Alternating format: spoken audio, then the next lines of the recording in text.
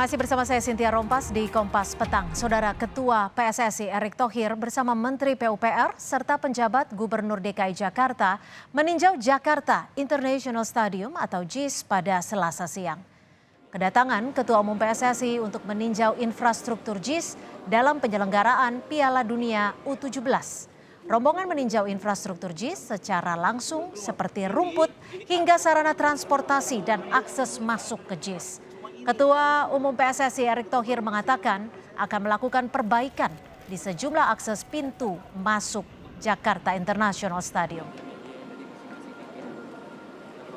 Kita di sini ingin menyelesaikan supaya aset-aset nasional, stadium-stadium yang 22 jumlahnya yang akan direnovasi senilai 1,9 triliun itu memang sudah standar yang dimaui internasional ya ataupun FIFA.